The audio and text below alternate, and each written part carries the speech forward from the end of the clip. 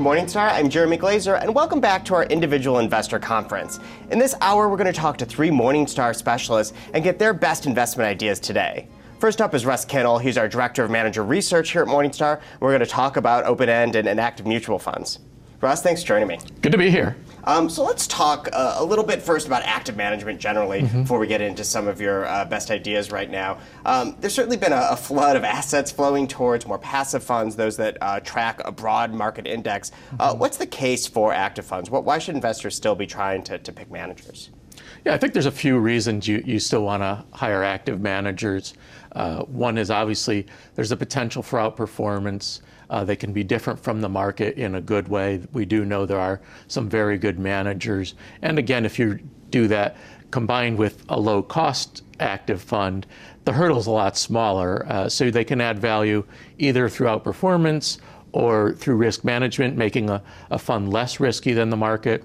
They can also go places that indexes might not go.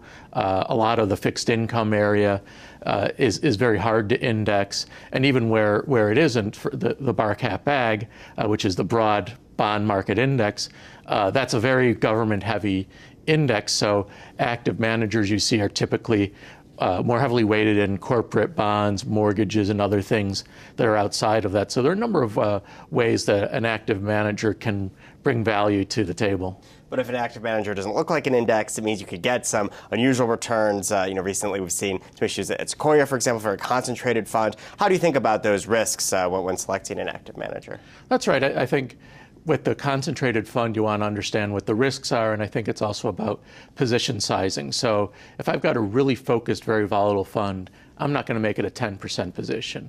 If it's a focused, more stable fund, say it invests in high quality, maybe that's okay, but I think you really have to choose the right position size, understand the risks.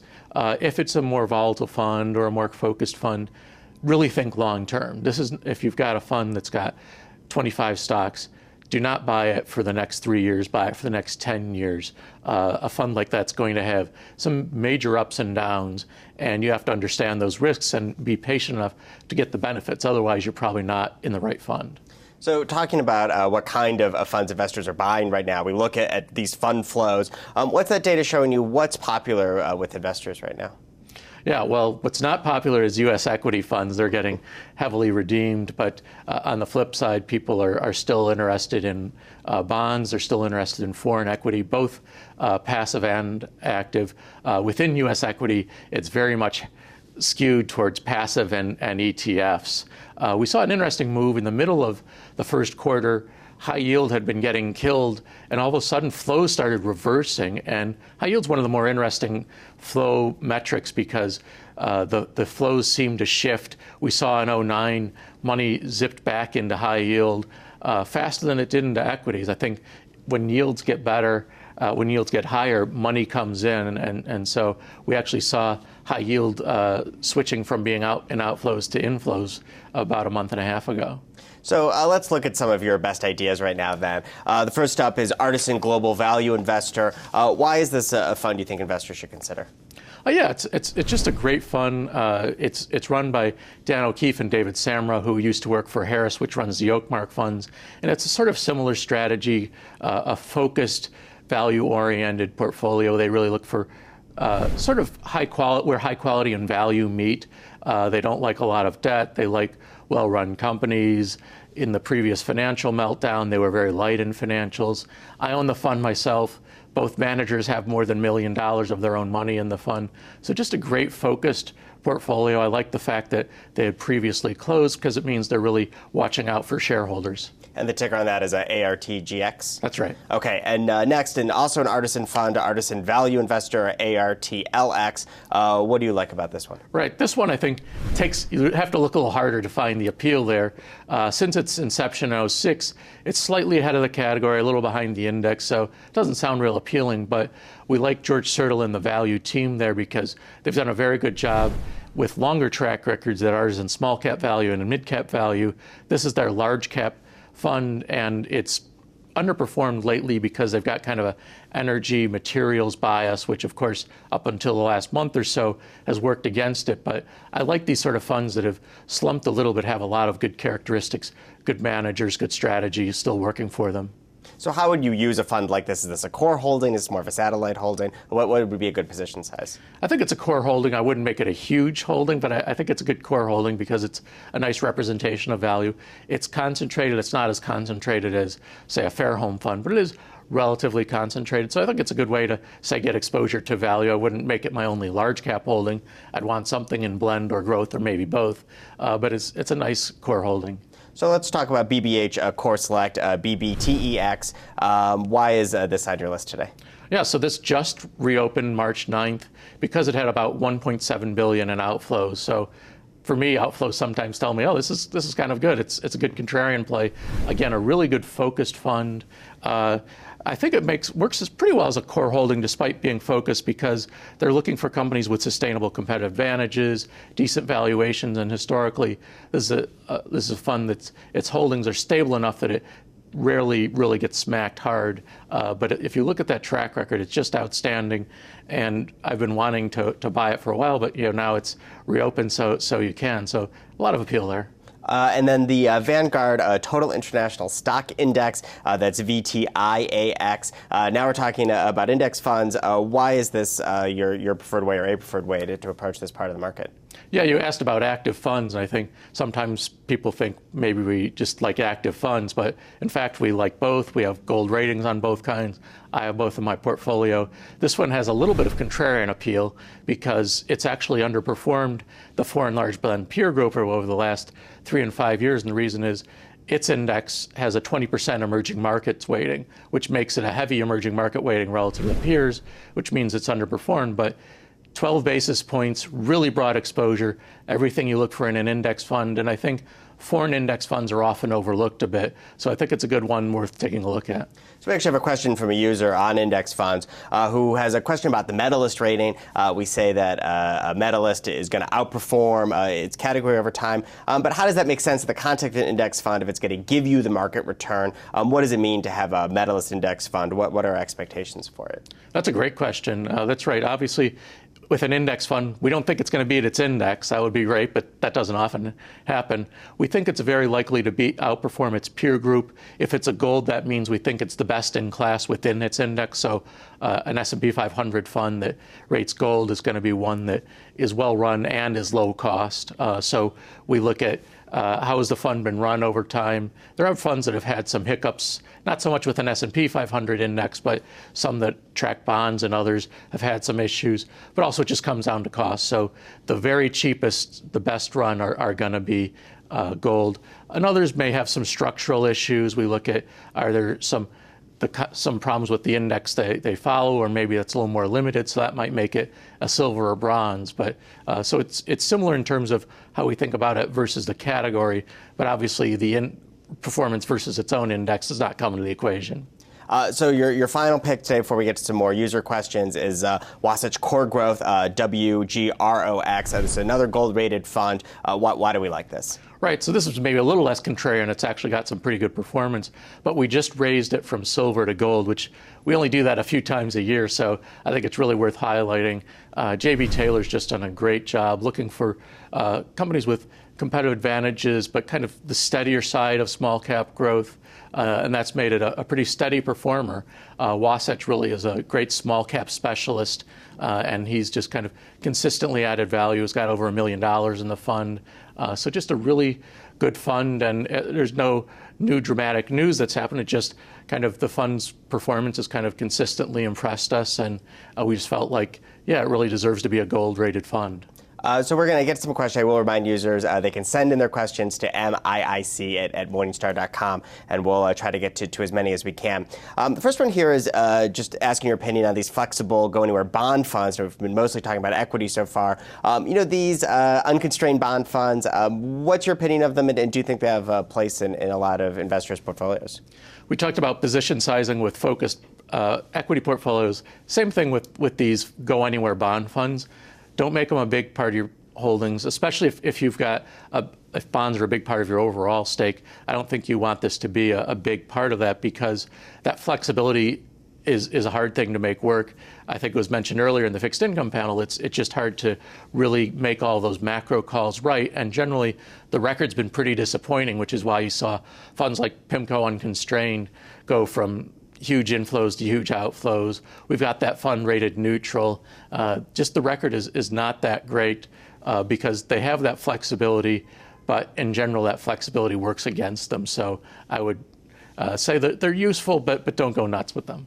So our next question is about the advantages or potentially disadvantages in the way that prime cap manages mutual funds. The idea of having managers responsible for different sleeves of a portfolio. Can you describe that process a little bit and generally our thoughts on if that's a good way to think about funds?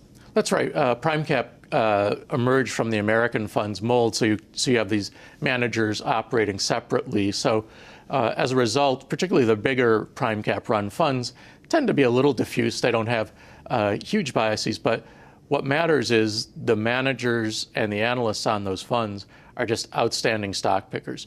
Tremendous stability at the firm. People make a career of it, and they've attracted really good people. So to me, they're maybe the best growth manager out there. They're a little contrarian, which means they pay attention to valuations, which is also often what trips up good growth managers. They just get too enthusiastic. But if you look at what PrimeCap does, they tend to buy on dips, and because they go deeper than most growth managers, I think they're able to have the conviction to buy on dips, whereas maybe some other people don't.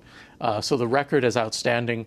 I actually own 3 different prime cap funds, so clearly I believe in it. Their fees are super cheap with Vanguard. Their prime cap Odyssey ones, which is the ones that are still open, are pretty reasonably priced too. So I just think they're outstanding funds. So let's talk a little bit about international. We mentioned an index earlier, but that covers often a lot of large companies. If you're looking to get into international small caps or even mid caps, who do you think are some managers that are doing a good job in that space? Yeah, it's become a little tougher to find good ones because there just aren't that many good international small cap. For starters, actually, like a passive DFA's international small company is a really good option, and Vanguard actually has a fund that does something similar passively. I like the passive options.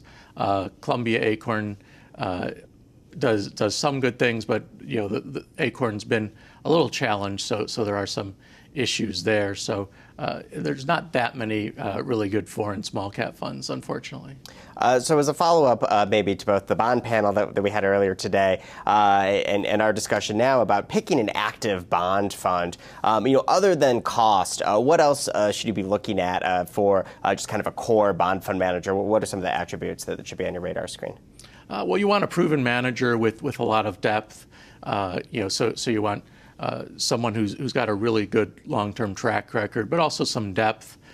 We see that firms like PIMCO, Western Asset are often among our favorites. And you want to understand how do they add value. I think there's a big difference between the ones that, like a PIMCO Total Return, it's mostly about macro bets versus some like Fidelity's Muni Group. It's much more issue selection. Dodge & Cox's bond fund, it's much more issue selection. So those issue selectors, the swings in performance are less dramatic, but I think you talk about a sustainable competitive advantage for a company. That's a sustainable competitive advantage for a fund company to have the depth of analysis to do that. So I think those are among the things you want, as well as, of course, low costs.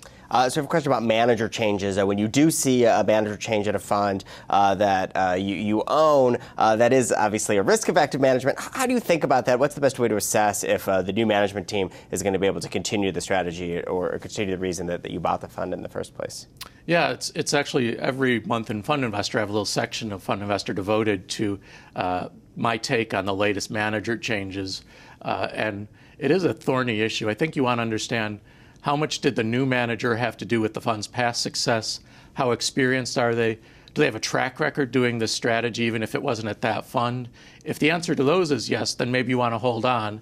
If not, if, say, you sometimes see this at smaller Fidelity funds, maybe the new manager only had a track record at a sector fund or something, then it's probably time to move on. And I think you also want to know if the manager's previous fund, maybe they managed it differently than the current fund.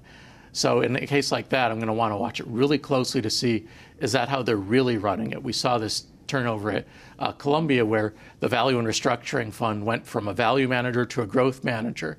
And initially we got mixed signals about whether the manager was going to keep it a value fund or make it a growth fund. And it turned out the fund gradually became exactly like his growth fund, which is why you want to keep watching, come back every 6 months or so to see how is the new manager really running it. Maybe this fund no longer fits the reason I wanted it to in the first place. Maybe it's changed enough that it is throwing my portfolio off. So we now have a style box question. So the idea that you have managers in the large, small, and mid areas, and also with growth value and the blend there. How do you think about allocating your assets across the style box and in selecting funds that go into the different parts of the box? Is that something you should be very focused on, or should you just be focused on managers first and just kind of seeing where their styles end up? If you look at year-to-year performance, there can be a really big difference between large and small, value and growth. So I think it does make sense to try and have a good balance between all of that.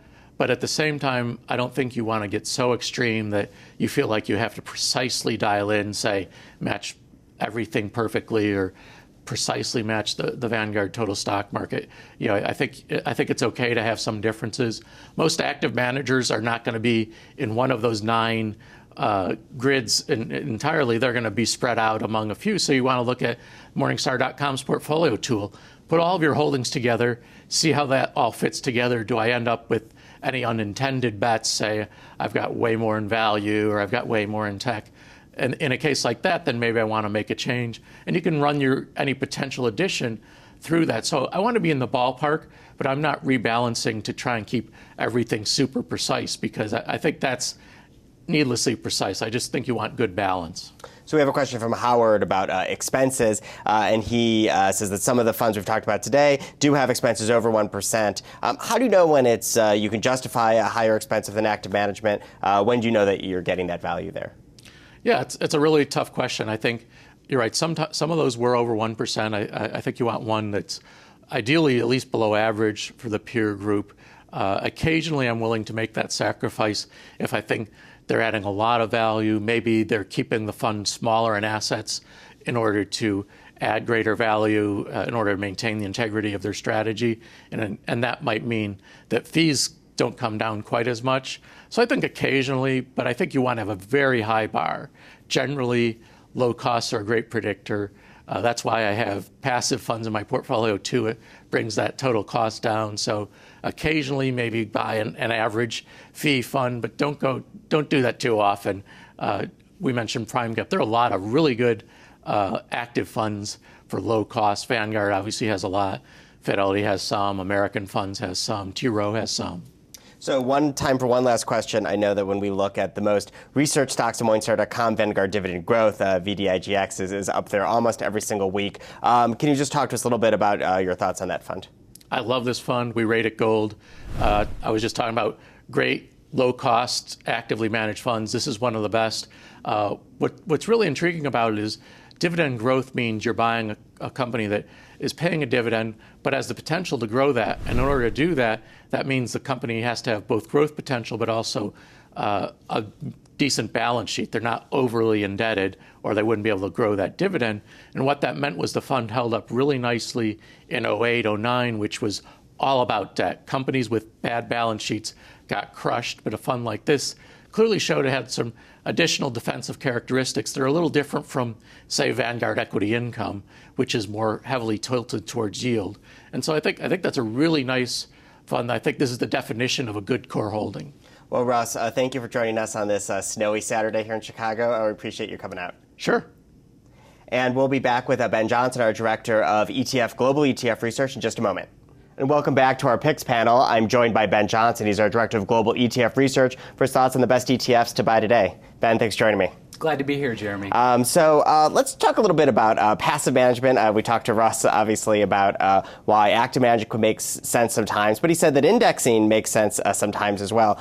When do you think that it's a good idea to maybe look at an index fund just owning the whole market? Well, let's put aside the concept of indexing for a moment and focus on some of the key attributes of indexing. So as Russ alluded to, indexing is inherently low cost. And it's inherently low cost very explicitly in that index funds and ETFs tend to levy much lower fees relative to actively managed ones. They don't have to pay star portfolio managers. They don't have to pay armies of analysts. They're inherently more fee efficient in that respect. Now, there are other sort of bigger components, not bigger, but less sort of explicit or apparent components of that cost equation, things like tax efficiency, things like the fact that indexes, broad-based market capitalization weighted indexes, will have far lower turnover relative to an actively managed strategy. And turnover begets costs, both frictional costs in terms of brokerage, commissions, the fees that are being paid as the portfolio managers are buying and selling securities, and there are also tax implications that spring forth from that turnover as well.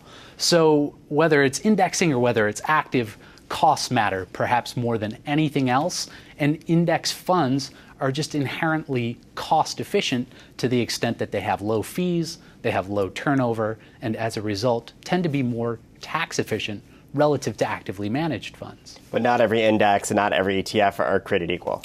No, absolutely not. So in the beginning, indexes were created to be a barometer of market movements.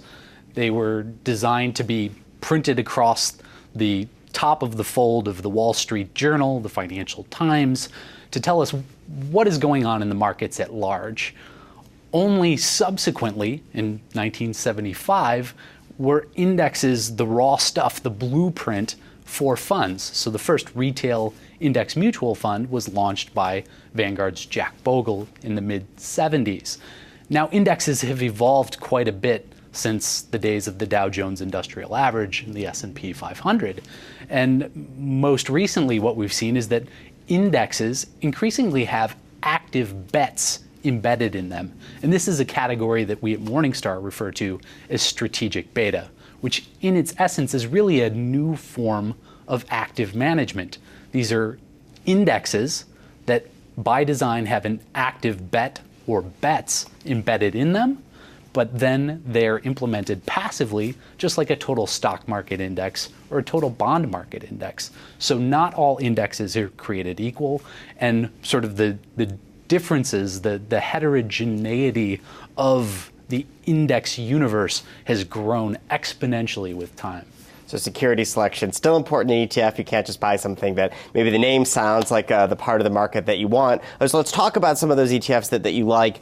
First, I just want to get your opinion of what's the best fund just for complete equity, kind of plain vanilla exposure, could be the core of a portfolio. What do you think is the best option there? So investors are spoilt for choice now in the realm of total stock market ETFs. So if you look at the Vanguard Total Stock Market ETF, if you look at the Schwab US Broad Market ETF, if you look at the iShares Total US Stock Market ETF, these funds give you immediate access with an ante as little as a single share. So I can log into my brokerage account, buy one share of VTI, which is the Vanguard ETF, ITOT, which is the iShares ETF, or SCHB, which is the Schwab ETF, get access to virtually every stock in the US market for a rock bottom near zero fee. So 5 basis points in the case of the Vanguard fund and 3 basis points in the case of the iShares and the Schwab funds. This is a fantastic option for a huge spectrum of investors for a core portfolio building block. So looking at maybe some more specialty ETFs, and especially in the dividend space, this is an area that we get a ton of questions about, a lot of interest in. Everyone wants access to dividends. They like all these dividend products. What are some of your favorites, and how do these differ between them? So when we look at the crop of dividend-oriented ETFs, I divide that whole field roughly in half. And on the one hand, we have what I'll call growers, firms that, or indexes that are looking to invest in firms that have sustainable and ideally growing dividends. And on the other hand, we have the camp which is loosely defined as yielders. So that index that underlies the ETF is screening first and foremost on the basis of yield, looking for higher yielding stocks. Now, in the growers camp, what you get tends to be a less volatile, higher quality group of underlying stocks, given that these are stocks that have been, again, maintaining and ideally growing their dividends with time. That's indicative of a quality franchise, a franchise that in all likelihood has a wide economic moat, as Morningstar might define it. So 2 ETFs that we really like that look to harness a portfolio of growers are the Vanguard Dividend Appreciation Fund, VIG, and the Schwab US Equity Dividend ETF, SCHD. Now, these 2 funds have more in common than they are dissimilar. They are both rock bottom in terms of their fee levels, so sub 10 basis points, very, very low cost, which is paramount. Both look for, again, a portfolio of dividend payers that are consistent and ideally growing their dividends. And what you see is the net result of their indexes is a high quality core portfolio building block that is broadly suitable for people who are looking for a little bit of additional income and ideally an income stream that will grow with time to at least keep pace with inflation and ideally outstrip it. Now let's move over to the other camp, the yielders. So in the yielder camp, our favorite there is the Vanguard High Dividend Yield ETF, VYM. So VYM is interesting in that it's a yielder with a bit of a quality bent to it. So it's looking for higher yielding stocks, but it's looking for higher yielding stocks that may be having or sporting higher yields temporarily and not having higher yields because it's an indicator of some sort of financial stress, some sort of impairment of the underlying franchise. So oftentimes high yield can be indicative of a high degree of risk. It might indicate that that dividend is unsustainable. So VYM gives you a little bit higher yield with an added element of sustainability relative to the other yielders. Let's look at fixed income now. In the bond panel, we spoke about kind of the rise of indexing and when you may want to go active. But if you do want to go index, what are some good options there?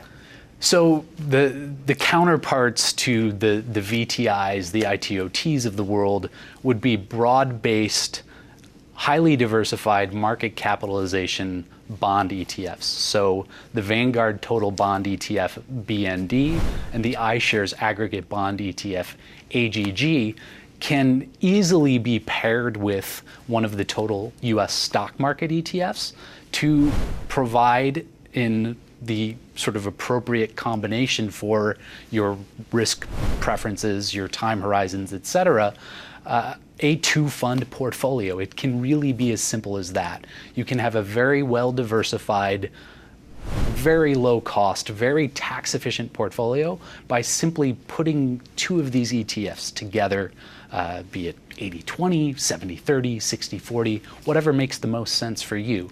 So those 2, which track the bar cap aggregate index, are core portfolio building blocks, favorites amongst the crop of bond ETFs.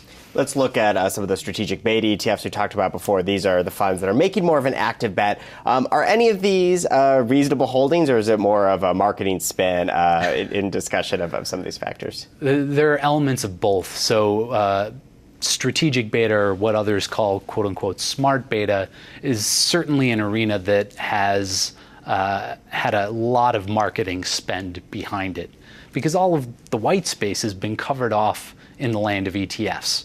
So there are nearly 1,900 ETFs today, and if you look at those 1,900 ETFs, the 100 largest ETFs account for nearly 3/4 of all investors' money.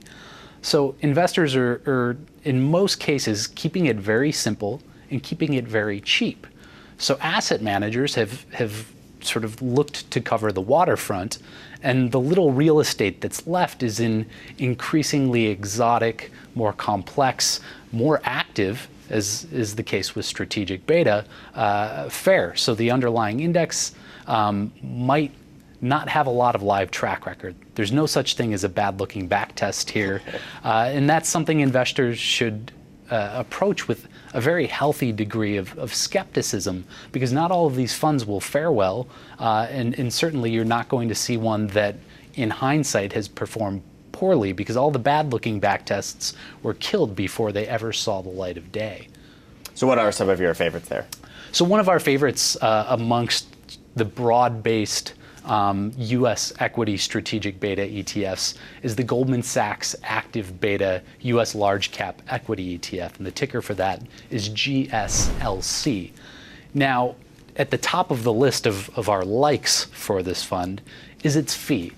This fund charges 9 basis points, which is not only a tiny fraction of the average fee levied by all funds in the U.S. large blend category, but it's also about a third of the average fee that's charged by other strategic beta ETFs in this same category. So right out of the gate, it's got a head start in the form of a very low fee.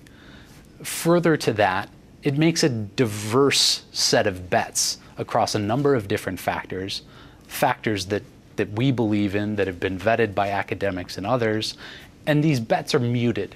So it keeps an eye on tracking error. It doesn't want to stray ever too far from its starting point, the U.S. large cap market. We think that this is a low-cost, efficient way to make a muted active bet that is fairly well diversified across a number of factors and has the potential for very modest outperformance relative to the U.S. large cap market at large over the long term.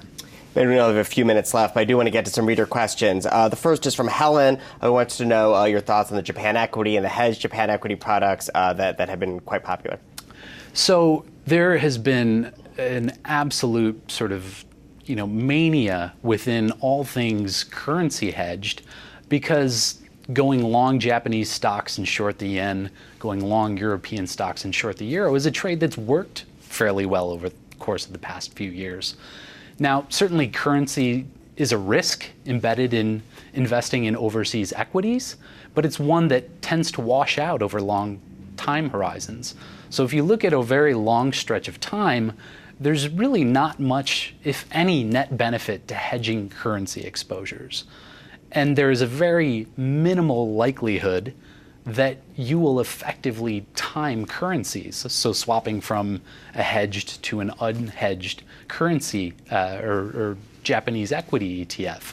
So my advice to investors is, if you're going to pick one method, stick with that method. Don't think that you can time currency markets, because as far as I know, no one has ever done so successfully. And if you're able to do so successfully, odds are you're lucky and not necessarily good. And for our final question from Brian, wants to know about fixed duration bond ETFs and maybe building a ladder of those versus just buying the entire bond market. What would be some of the pros and cons of that strategy? Yeah, so these are really interesting ETFs. So they have a target maturity similar to an individual bond, but in reality, they're a fund with a diversified basket of underlying bonds. So Guggenheim's Bullet shares and iShares iBonds are the two players in this space. I think they're a very interesting option for people who've been building bond ladders historically using individual bonds, and that, one, again, they're diversified, so you're getting rid of some of that idiosyncratic risk associated with owning just one bond from one issuer. The other element of it is that they're more liquid, so you might not think you'll need to sell that position, but if you do ultimately need to sell that position, these are exchange traded funds.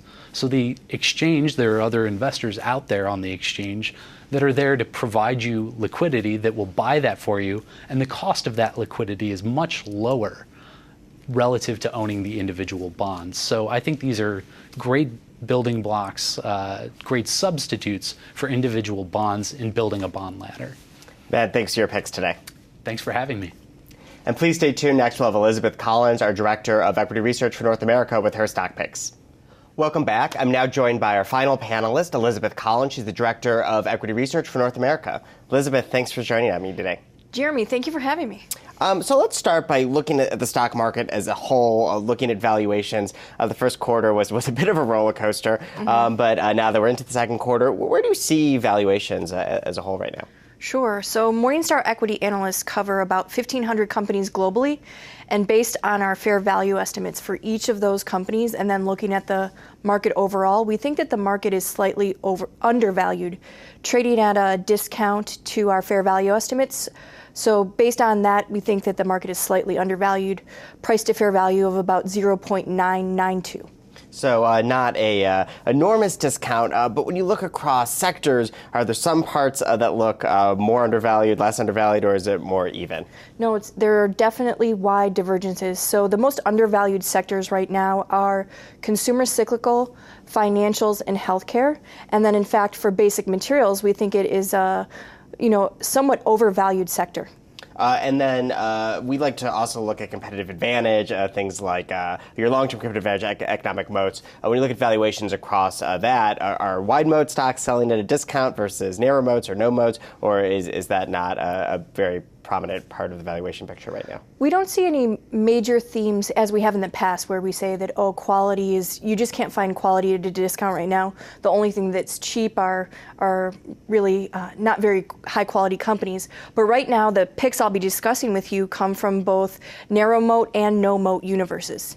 So when we look back kind of through a historical lens, where do stocks look like today versus where they've been over the last couple of years? It seems like we've had this big run up. Are we kind of more or do valuations look a little bit stretched compared to where they've been historically?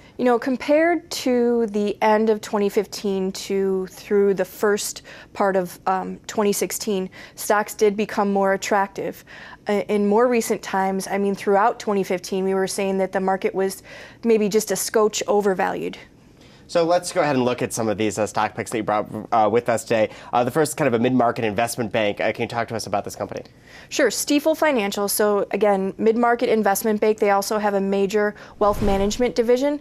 And let's not sugarcoat things. Near-term earnings won't be pretty. The volatile markets that you and I have been talking about mean that their merger activity and other related activities won't be driving earnings, and they're digesting some costs. So it's not going to look good. But because of that, we think that the market is focusing on the near term when earnings won't look good. But longer term, we think that Stifel can really grow faster than its peers because it will have the capacity it's well capitalized, and it will have the capacity to either grow its balance sheet or repurchase shares or acquire other companies. So we do think it's trading at a significant discount to our fair value estimate. It's a no-moat company, but we're accounting for that in our fair value estimate, and we think it's pretty cheap. When you think about potential regulatory concerns, be it the fiduciary standard or Dodd-Frank, are these things that could potentially weigh on the stock? Sure. The DOL is something that will factor into Stifel's future, but ultimately we think that it can be a consolidator in the industry. So now for something a little bit different, we're Ralph Lauren. Why do we think that this luxury name looks attractive today? Sure. So Ralph Lauren is a narrow moat company. Even though consumer apparel is a very competitive market, we think that they have a very strong brand image. They have really strong relationships with high-end department stores that really allow them to charge premium prices for what is really, clothes are essentially a commodity. But they have been facing near-term headwinds due to currency swings, as well as concerns about weaker tourism-related traffic to some of their mega stores. But longer term, we really think that they have opportunities for growth in terms of, we really do think that there's strength long term in the emerging market consumer. And we think that Ralph Lauren has the ability to expand in some of its categories. It's relatively underexposed in both accessories and women's apparel compared to other high-end luxury goods manufacturers.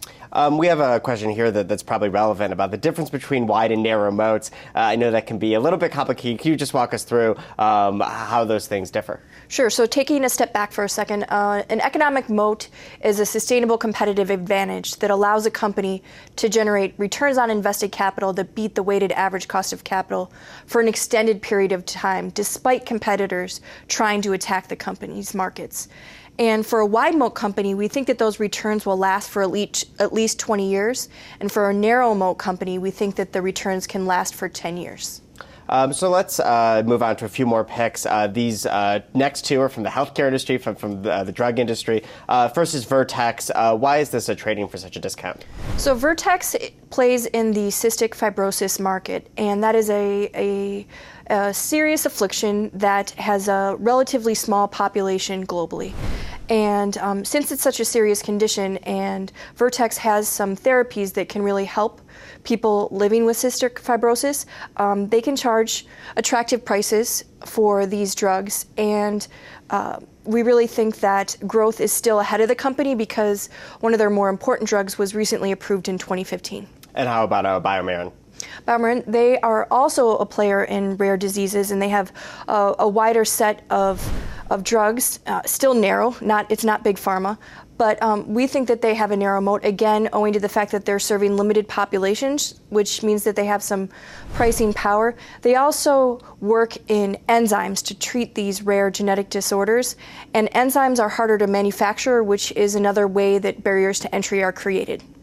Now, I know our healthcare analysts think that some of these concerns over political pressures on drug pricing are overblown. Why is that? Why do they think that won't be a big weight on these firms and others? Well, there's a lot of political rhetoric right now, and it's very easy to get mad about some drug prices getting too high. And in some cases, the drug companies did get way ahead of themselves, charging exorbitant prices for drugs that really didn't offset the cost of the R&D investment or the ongoing capex to maintain the manufacturing facilities. But in other cases, high prices for rare drugs do make economic sense. It's in the best interest of everybody if the drug companies get the incentive to invest in the R&D to treat rare diseases. Otherwise, these populations will go on and on and on for years without treatment that can improve their quality of living or extend their lives. So let's look at Micron Technology. They produce somewhat of a commodity in memory chips. Why do we think that this business is trading at such a significant discount? Sure. This is a lower quality company, but we do think it's trading at a significant discount to intrinsic value. Yes, like you said, it creates memory, which is entirely commoditized. Over the long term, we expect memory prices to decline as technology improves and gets cheaper. But we think that near-term fears are overblown for Micron. PC demand has been weaker, and there's just been oversupply in the memory supply chain, which means that pricing has been especially weak. And we think that longer term, our analysts think that Micron can do a bit better because their product mix is going to improve. Pricing should alleviate a little bit, and they've made some heavy investments in R&D, and that should abate and margins should improve. So we have a question from a user here asking that if you do buy a no-moat company like this, a company with more, maybe some question marks over the long term, does that mean that you should sell it sooner than maybe a wide moat company that you hold? What would be the discipline there? Sure. So that's a really great question, and it's very nuanced. But the moat rating impacts our fair value estimate because our fair value estimate is based on our discounted cash flow models, and the moat rating, how long we think the firm can be really competitive, impacts how much economic profits we think that they can generate over the long term. So all else equal, a wide moat company is worth more than a no moat company. So the moat rating is really wrapped up into that fair value estimate. Now, there are other uncertainties out there: cyclicality, operating leverage, financial leverage, and litigation risk or political risk, things of that nature might affect our uncertainty rating. So for example, Micron, we have a very high uncertainty rating on that company, so we require a 50% discount to our fair value estimate before we say it's a 5-star company, 5-star stock.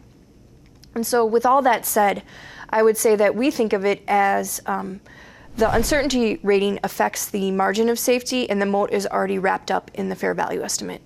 And then now turning to your final pick, Fiat Chrysler. Why is this automaker our pick over some of the other ones that are out there? Sure. Again, no moat company, not necessarily a high quality company, trading at a significant discount to our fair value estimate, 7th largest automaker globally, but we really think that they do have some opportunities to grow. They were late to enter the Chinese market, and they now have Jeep exposure there. And as the Chinese, we're relatively, excited about long-term consumer-led demand in China, and Jeep should do well there. They also have some operating leverage opportunities in China as well as Brazil. So we think that their brands can do well, especially in emerging markets long term. There's always a lot of talk about M&A and Fiat Chrysler. Do you think that plays into investors thinking about the company? It might, I think that management has made missteps with guidance and disappointments and M&A activity, but really our view in our DCF model is focused on the core businesses and what global auto demand will be and regional auto demand and what prices they can convey and how lean their manufacturing will be. So we don't really look for major calls in M&A activity in our call on this stock. Okay, great. So let's look at some more user questions here. The first is about the take on the steel industry. I know we talked about basic materials for a moment in our valuations. Do we see steel companies as not particularly attractive right now? Yeah, steel companies are in a very precarious situation. They had benefited from, a decades-long run in Chinese demand for steel because they were building massive investments in commercial and residential real estate as well as their industrial complex. And we simply see that demand cannot continue. Not only will the investment-led demand slow down, but scrap supply will start increasing. And because of that, the steel companies are going to face much tougher times. And, not many of them have competitive advantages. And the fair value estimates are very much dependent on steel pricing. So it's really hard to find attractive opportunities in steel these days. We have a question from Jack about healthcare, saying that we think it's one of the most undervalued sectors, but it's also been one of the worst performers. One of the reasons it is undervalued. Yes. Is that just the drug pricing concerns, or are there other things that are dragging these stocks down? I think that drug pricing concerns are one of the major things that are holding back the healthcare sector right now. And as you mentioned, Morningstar has a long-term time horizon, and we're a valuation shop. So we look at stocks based on what their intrinsic value is, and that means that we will be pounding the table when things are out of favor. And as such, since they are down and we've stuck to our valuations in many cases, we think that the healthcare sector is attractive now. And we have time for one more question about utilities. I know the valuations are kind of all across the board in that sector, but are there still opportunities left in utilities, people who are looking for that more defensive play? Sure. You are right that regulated, safe utilities are fairly overvalued right now. Simply, there are not many attractive opportunities there. All of their earnings potential is already priced in. We do see some opportunities in the broader utility sector and companies that are more exposed to commodity power prices, and we also see some opportunities in diversified utilities in Europe. Well, Elizabeth, I really do appreciate you coming in today. Thank you, Jeremy. And thank you for joining us for our picks panel. Up next will be Christine Benz providing a presentation on building a tax-efficient portfolio. For Morningstar, I'm Jeremy Glazer. Thanks for joining us.